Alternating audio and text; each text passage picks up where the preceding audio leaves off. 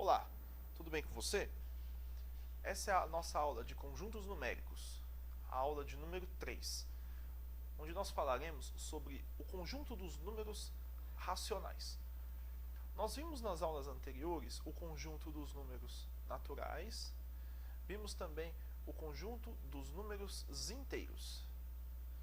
Agora nós veremos o conjunto dos números racionais, que nós representamos por este símbolo aqui, que é um Q com um tracinho. Tá? Vamos definir o seguinte: se a gente tiver um número inteiro Q,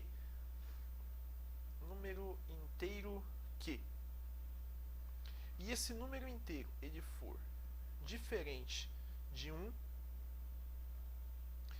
e diferente de menos 1, isso daqui é uma condição básica, tá? Ele deve ser diferente de 1 e diferente de menos 1. O inverso de Q, ele não existe no conjunto dos números inteiros, né? Ou seja, você tem lá o conjunto dos números inteiros e o inverso desse número Q, ele não existe. Quem é o inverso de número Q? É o 1 sobre o Q. O 1 sobre... Deixa eu fazer de novo esse aqui que ficou parecendo um 9. O 1 sobre o Q, ele não existe no conjunto dos números inteiros. Ele não existe ele não pertence ao conjunto dos números inteiros. Por exemplo, se eu pegar aqui o 1 dividido por 3, o 1 dividido por 3, ele vai dar quanto? Então vamos pegar aqui a calculadora. 1 dividido por 3. Isso daqui vai dar 0,33333. Então esse número aqui, que é igual a 0,3333 e vai assim infinitamente, esse número ele não existe. Ele não pertence para o conjunto dos números inteiros. Ok? Um outro detalhe importante que nós vimos também nas aulas anteriores é o seguinte: é que no conjunto dos números naturais nós fazíamos operações de mais e nós fazíamos também operações de vezes. De mais e de vezes. Então nós fazíamos, deixa eu reescrever isso daqui, no conjunto dos números naturais nós fazíamos as operações de soma e nós fazíamos também as operações de multiplicação.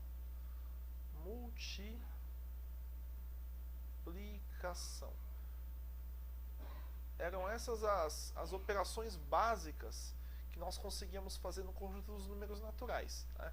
A gente conseguia fazer coisas do tipo 3 mais 2 igual a 5, 3 vezes 3 igual a 9, 10 mais 1 igual a 11. São exemplos do como a gente conseguia trabalhar com aquilo que a gente tinha no momento, que era a soma e a multiplicação. Quando a gente foi para o conjunto dos números inteiros, a gente descobriu a operação de subtração.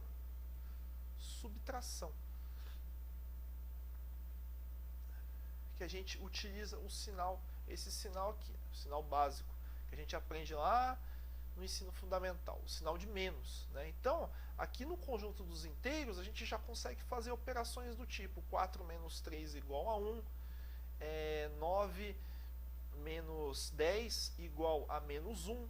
A gente consegue fazer menos 1 igual a menos 2. Né? São operações que a gente consegue trabalhar aqui dentro dos inteiros. Então, como na definição anterior eu tinha falado, a gente não conseguia trabalhar com esse tipo de operação aqui, que é a operação de divisão. Né? A operação de divisão. Então, como que a gente vai resolver esse problema? A gente vai criar um novo conjunto, que a gente chama esse conjunto de conjunto dos números racionais. Então, foi por esse motivo que os matemáticos criaram esse conjunto. A gente chama esse conjunto de racional. E agora a gente pode utilizar a operação das 4 operações básicas, a gente pode utilizar a operação de divisão que a gente usa esse sinal aqui. É a operação de divisão. Então agora sim a gente já pode trabalhar com divisões. Tá? Só que não é todo tipo de divisão. Tá? Não são todas as divisões com as quais a gente pode trabalhar dentro desse conjunto aqui, que é o conjunto dos números racionais. Tá? É sobre isso que eu vou falar nessa aula. Tudo bem?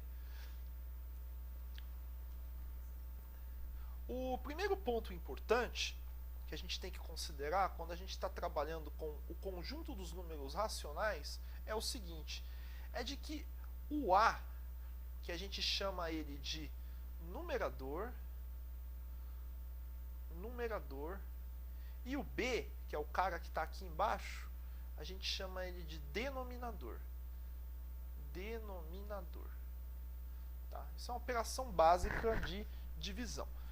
E uma regrinha que a gente tem que sempre utilizar é a seguinte, é de que A pertence aos inteiros, isso daqui é importante, o A sempre deve pertencer aos inteiros, e o B, que é o denominador, ele também deve pertencer aos inteiros, porém aos inteiros não nulos. Ou seja, não existe divisão por zero. Tá? Se eu fizer aqui, ó, 3 dividido por zero, isso daqui não existe. Tá? Não existe. É o primeiro mandamento da matemática. Vocês lembram lá do ensino fundamental? Jamais dividirá por zero. Então, não pode dividir por zero. Por quê? Porque existe essa definição. Lá no ensino fundamental, a gente aprende isso de uma forma, como posso dizer, de uma forma lúdica. Né? Agora a gente está... Existe um porquê disso.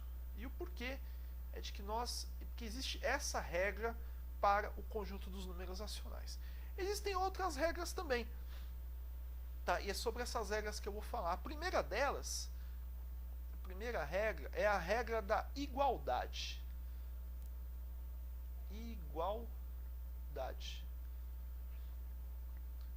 O que diz a regra da igualdade? A regra da igualdade diz que se você tem um número inteiro A sobre B, esse B ficou feio, igual, isso daqui é a mesma coisa que um número inteiro C sobre D.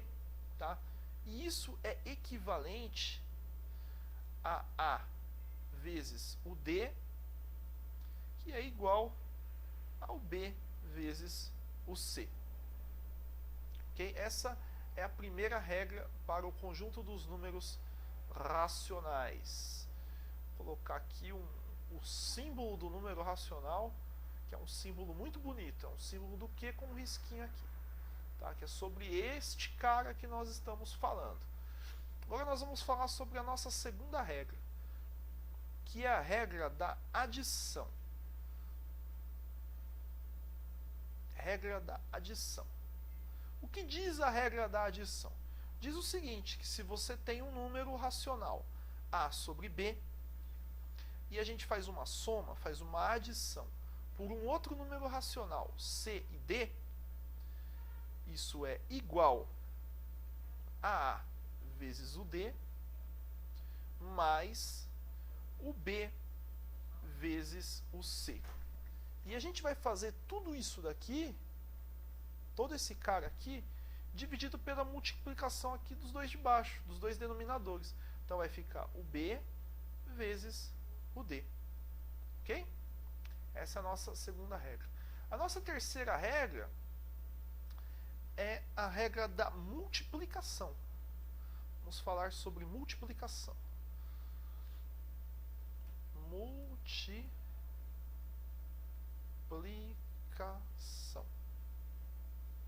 Regra da multiplicação. O que diz a regra da multiplicação? Bom, se aqui nós temos a adição, nós vamos utilizar a multiplicação.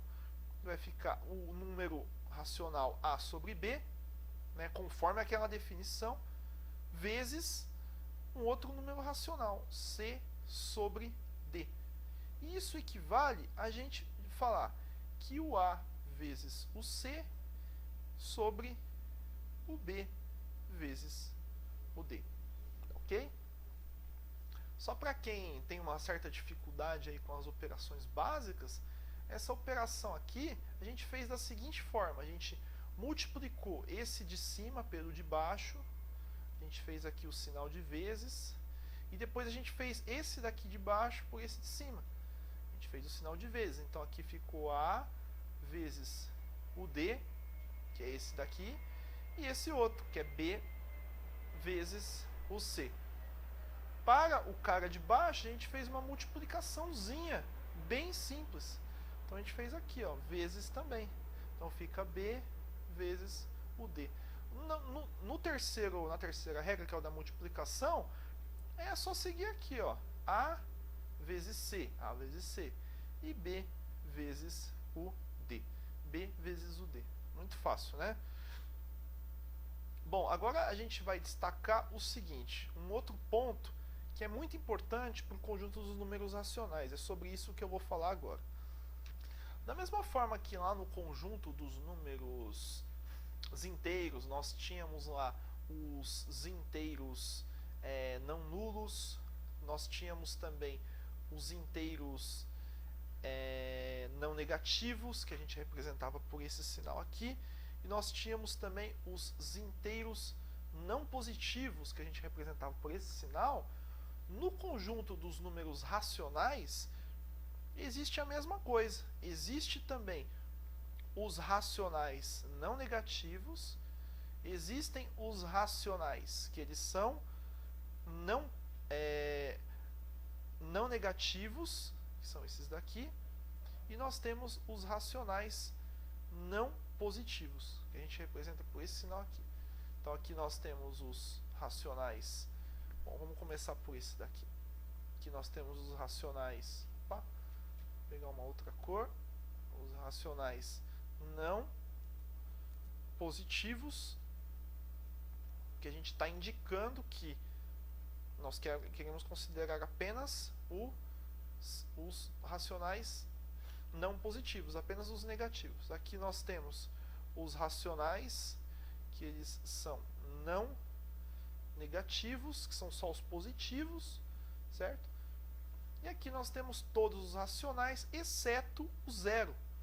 Então nós temos os racionais não nulos, ok? Então da mesma forma que aqui existem esses subconjuntos, aqui nós temos também estes subconjuntos, tá?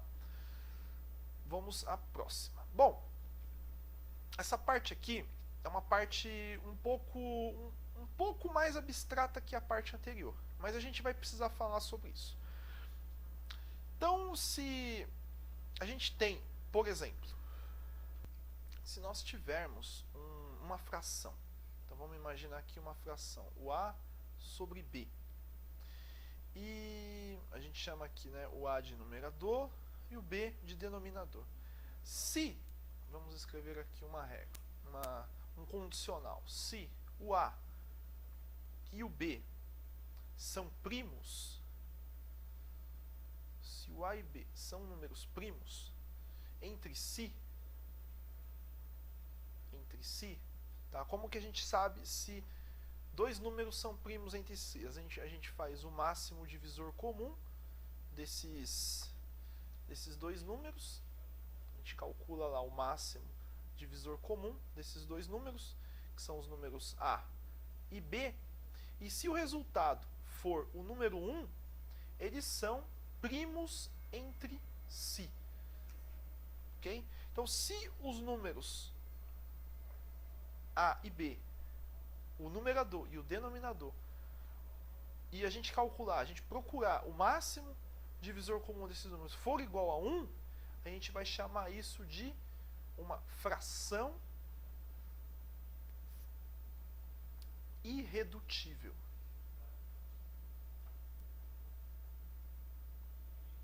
Isso daqui é um ponto importante, que é uma parte muito teórica, mas a gente tem que saber isso daqui. Tá? Uma parte desse assunto de conjuntos numéricos que é importante a gente saber. Então isso é uma fração irredutível. Então vamos a alguns exemplos aqui. Então se a gente tiver, por exemplo, a fração 2 dividido por 3, né?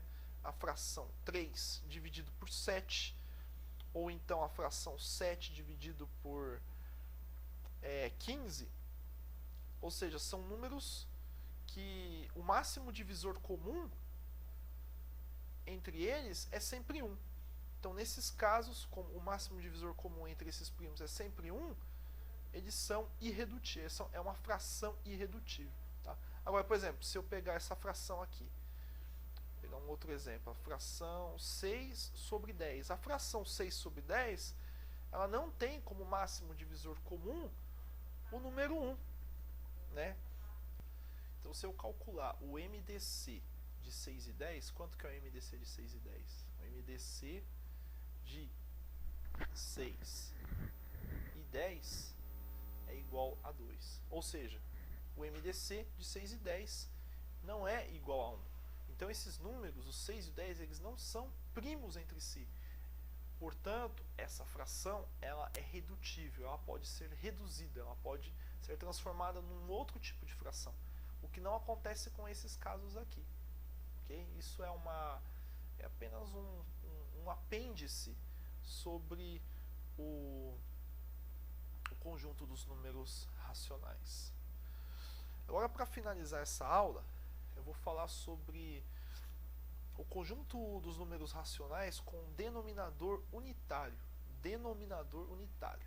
Como que a gente escreve isso? Então, tem lá o símbolo do conjunto dos números racionais e a gente vai fazer um tracinho aqui em cima, que é chamado de apóstrofe também. Tá? Isso daqui é a mesma coisa que o conjunto dos números racionais com o denominador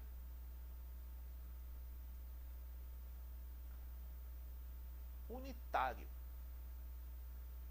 Conjunto dos números racionais com o denominador unitário. Né? Então, pela definição, como que vai ficar isso daqui? Então, você escreve o conjunto dos números racionais com tracinho, isso daqui vai ser igual, pela definição, a 1x sobre 1, tá? Tal que esse x ele pertence ao conjunto dos números inteiros. Ok? Então vamos usar alguns exemplos para a gente ver isso daqui de uma forma bem simples. Isso daqui é muito fácil. Então vai ficar um número qualquer, A, um número inteiro A, sobre 1, é igual a B sobre 1, que é equivalente a gente falar que A é igual a B. Vamos usar uma outra propriedade, que é a propriedade da soma, da adição. A sobre 1 mais B sobre 1. Isso daqui é igual a A mais B sobre 1, que é equivalente a gente falar que A mais B é igual a A mais B. Propriedade uma característica da adição. Né? Vamos usar uma outra característica, que é a da multiplicação. A vezes B, todo mundo sobre 1. Nesse caso, representando através desse sinal aqui, que é o conjunto dos números racionais com denominador unitário. A gente usa esse sinalzinho aqui. Tá? Isso daqui vai ficar como? Vai ficar igual a A vezes B, todo mundo sobre 1. Né? Isso equivale a A vezes B, que é igual a A vezes o B. Agora você deve estar pensando, poxa vida, por que esse professor está explicando tudo isso e não está dando exemplos práticos com números e assim por diante? Bom, porque eu quero demonstrar a você, caro estudante, caro aluno, a você curioso, que através dessa demonstração a gente consegue concluir o seguinte, que esse conjunto aqui, que é o conjunto dos números racionais com o denominador sempre unitário, ele é a mesma coisa que o conjunto dos números inteiros. Vocês tinham reparado isso? Não, vocês não tinham reparado isso. Tá? Então todos os números que existem, todos os números que existem no conjunto dos números inteiros são iguais a todos os números que existem no conjunto dos números racionais com o denominador unitário. Porque lembra lá no começo da aula, quando eu disse que no conjunto dos números inteiros não existe operação de divisão? A gente não pode fazer uma divisão do tipo P dividido por Q. Isso não existe no conjunto dos números inteiros? Tudo bem, mesmo que aqui não venha existir, no conjunto dos números racionais isso é possível, porém, somente quando o denominador é igual a 1. Então, a gente chega a uma conclusão. Logo, o conjunto dos números inteiros, eles estão contidos no conjunto dos números racionais, né? Se isso daqui é um subconjunto dos números racionais e esse cara é igual a esse, então o conjunto dos números inteiros estão contidos no conjunto dos números racionais. Se a gente levar isso para um diagrama de Venn, vai ficar assim. Vocês lembram lá do conjunto dos números naturais? E ele era um subconjunto do conjunto dos números inteiros. Você tinha lá o conjunto dos números inteiros. E o conjunto dos números inteiros pertencendo ao conjunto dos números racionais. Ok?